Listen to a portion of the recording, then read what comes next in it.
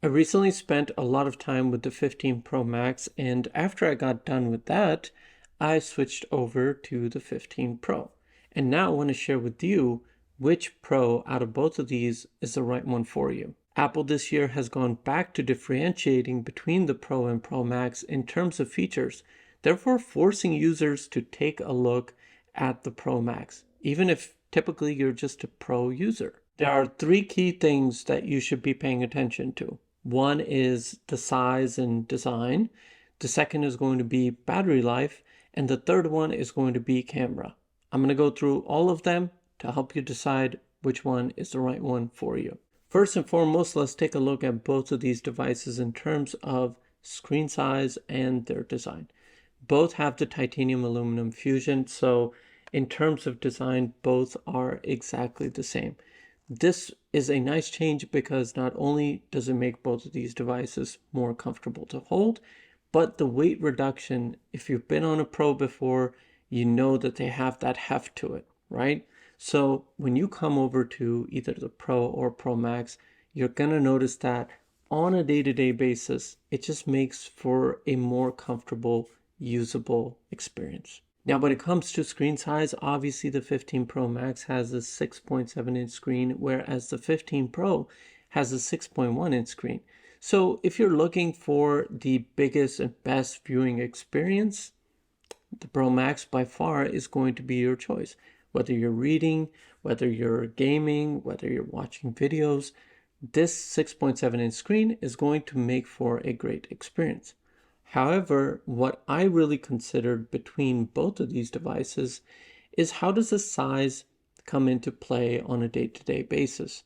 For example, which one is more comfortable to use? So for me personally, coming from a smaller device like the 13 mini, if I put the 13 mini next to the 15 Pro, it's not that much larger. So it's actually a very comfortable size. I don't really feel a big difference between moving from this one to this one.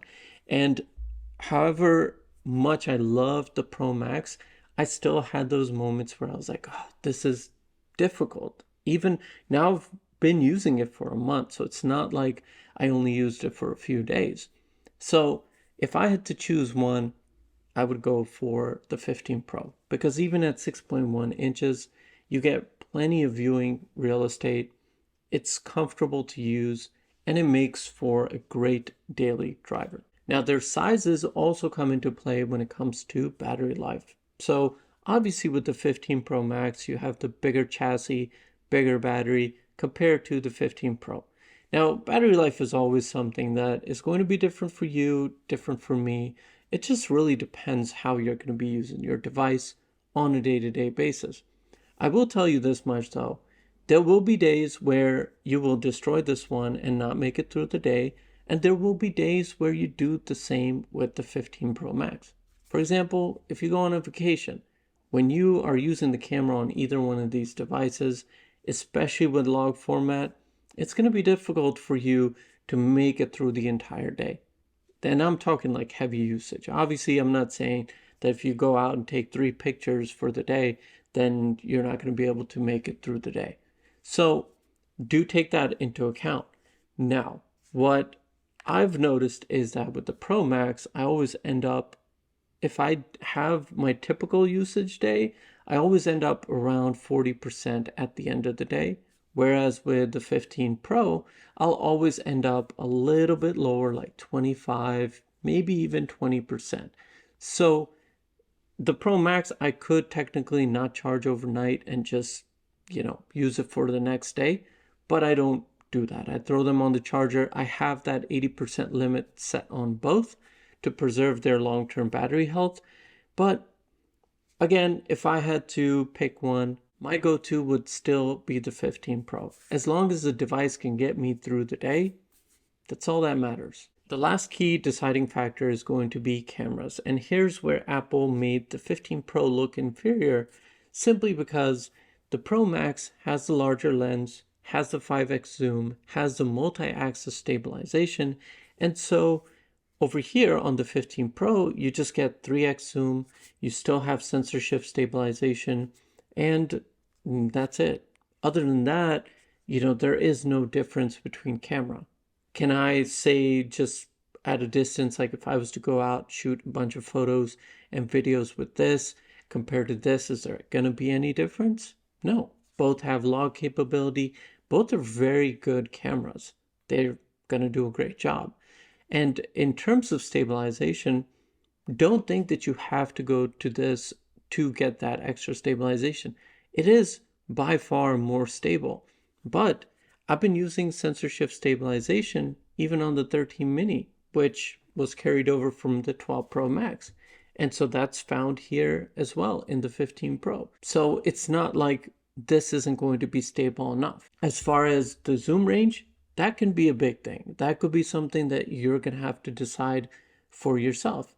For me personally, like 3x is more than enough. I can honestly just move a little bit closer because you have to look at those things in terms of overall. You can't just do camera to camera.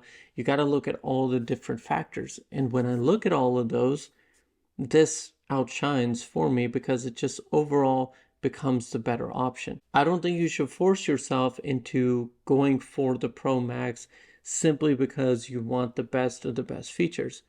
Apple made this decision on purpose. They want you to buy the Pro Max. It's all structured in a way for you to buy the Pro Max or feel like the Pro Max is the best one. Although it's not like this is any slouch. So honestly, it's going to be up to you how you want to decide. But for me personally, again, the choice would be the 15 Pro. Lastly, I just want to touch up on which one I would choose. And if you've watched this video by now, you should know I'm going to go for the 15 Pro. Simply because I looked at it this way is that, let's say this phone stops working for me and I need something to replace the mini. I can't buy a mini again. It's just not available. So if I had to really choose between these two, as much as I love the larger screen, the all-day battery life, well, all day plus a few hours more.